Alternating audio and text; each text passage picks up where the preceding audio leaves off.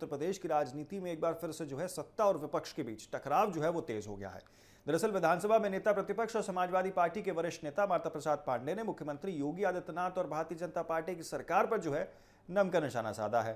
उन्होंने आरोप लगाया कि प्रदेश सरकार विपक्ष के साथ जो है यहाँ भेदभावपूर्ण रवैया अपना रही है और लोकतांत्रिक अधिकारों को कमजोर करने का प्रयास किया जा रहा है।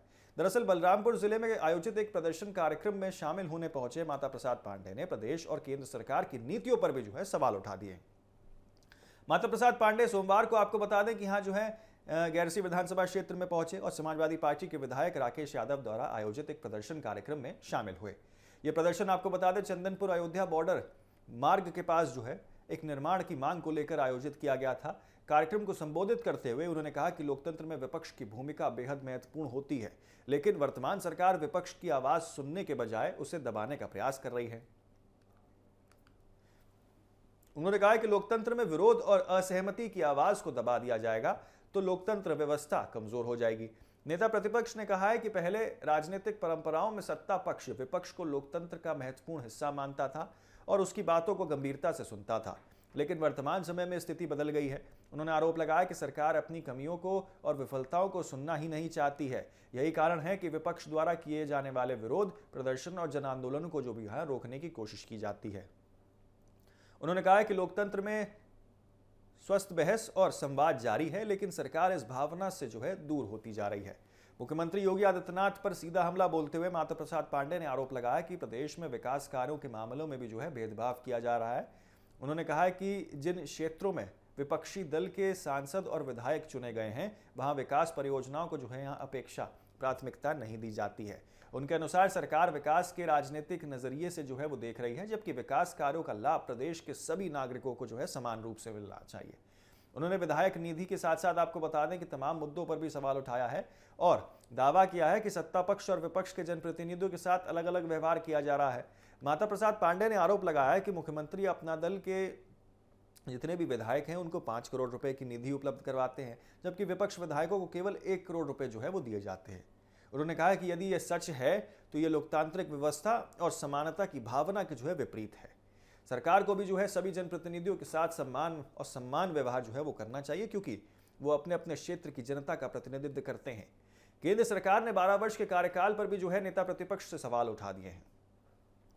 उन्होंने कहा है कि भाजपा सरकार ने जिन बड़े वादों के साथ जो है सत्ता संभाली थी उनमें से कई भी जो है अभी तक पूरे नहीं हुए हैं, यानी कि कई सारे ऐसे हैं जो वादे अधूरे हैं। और उन्होंने दावा किया है कि बेरोजगारी की समस्या आज भी गंभीर मुद्दा बनी हुई है और युवाओं को पर्याप्त रोजगार नहीं मिल पा रहा है।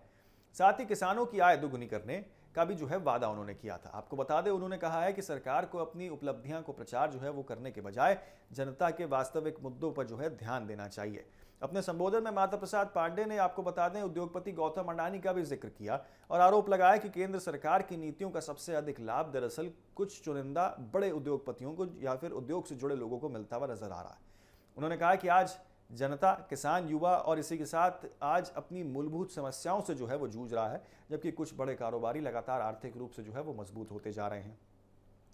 राम मंदिर में चढ़ावे की कथित चोरी के मामले में भी जो है उन्होंने आपको बता दें अपनी प्रतिक्रिया दी है। नेता प्रतिपक्ष ने इस घटना को दुर्भाग्यपूर्ण बताते हुए कहा है कि राम मंदिर करोड़ों लोगों की आस्था का केंद्र है और वहां इस प्रकार की घटना बेहद गंभीर है।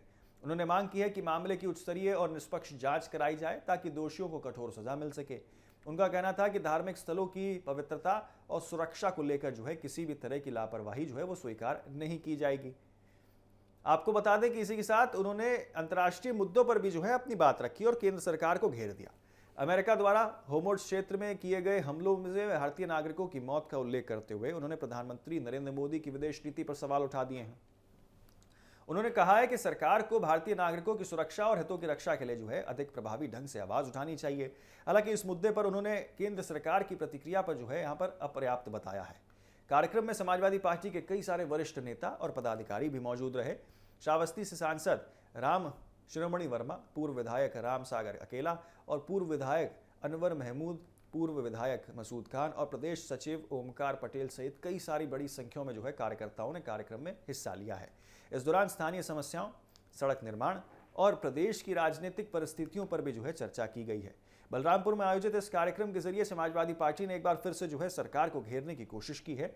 वहीं माता प्रसाद पांडे के बयानों ने प्रदेश की राजनीति में सत्ता और विपक्ष के बीच जारी राजनीतिक संघर्ष को नई चर्चा पर लाकर खड़ा कर दिया है। आने वाले समय में विकास, लोकतंत्र और इसी के साथ जनहित के मुद्दों पर दोनों पक्षों के बीच आरोप प्रत्यारोप और तेज होने के संकेत वो भी दिखाई दे रहे हैं।